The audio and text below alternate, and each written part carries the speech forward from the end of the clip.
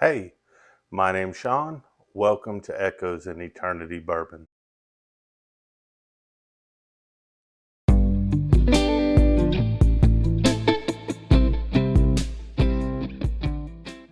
So today we're going to be going over one of the Booker's batches. This is a newer one for me, but actually an older batch. It's a 2021-02. This is the tag-along batch.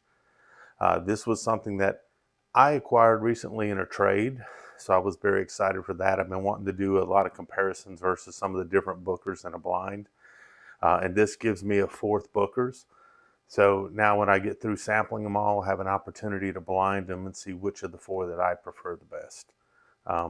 Booker's is a Jim Beam product. A lot of people complain about it's kind of peanutty. I kind of like the peanutty stuff, but I'm just a little bit weird, I guess. But that's me. Hoping you and your family had an outstanding Memorial Day weekend. Hoping that you spent quality time with people that you wanted to be around and love and care about. All that being said, let's give this a nose and see what we got. Right off the bat, this is rich. Not getting a lot of the ethanol on this. Getting caramel, brown sugar.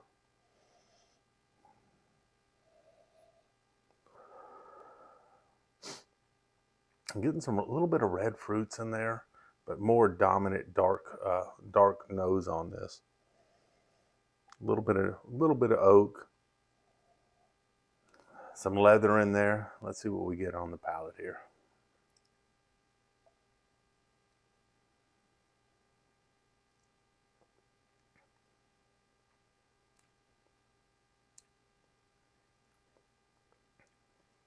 Wow, very, very interesting palate.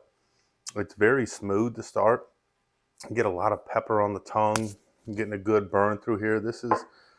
What proof is this at? This is at 127.9 proof. So it's got a pretty good proof point on it, but it's not burning me up. It's just enough to know you're there, and the black pepper on it's really nice on this. There is some black pepper on the nose. I didn't get it initially, but I'm getting some of it now.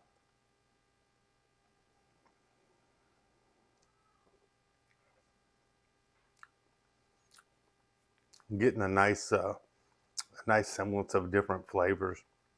I'm getting some of the oak. I'm getting some of the caramel. Getting some of the brown sugars with it.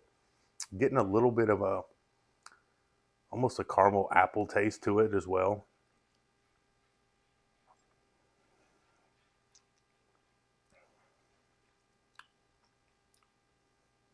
Still getting some of that pepper on the tongue, which is nice.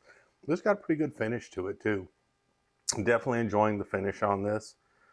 Like I said, you get that the pepper I got on the very tip and on the very back of my tongue. So I think that's pretty neat, pretty nice.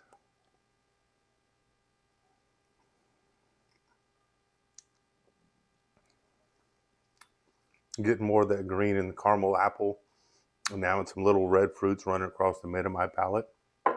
So I think that this is pretty neat because you've got a good high proof on there, which I like. You got some good complexity there. I'm getting a little bit of the leather now on the back. So you're getting pepper, you're getting some leathers in there, some oak, you're getting some red fruits, you're getting a little bit of the brown sugar, caramel, like a green apple, it's like a green caramel apple in there. So a lot of different things going on here. It's got a really good mouthfeel to it as well. Definitely appreciating the mouthfeel on this.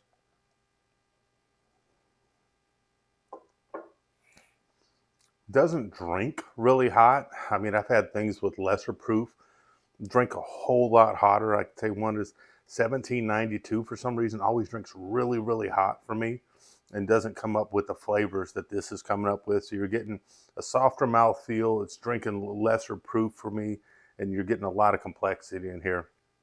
I'm really liking the tag along batch. I think it's an excellent pour. I think it's going to be very interesting to see when I've tasted all four of these and I blind them where this is going to end up on this. I tend to be kind of a person that likes a little bit higher proof. I like the intensity of flavors. So we'll see where this ends up. Excited about that.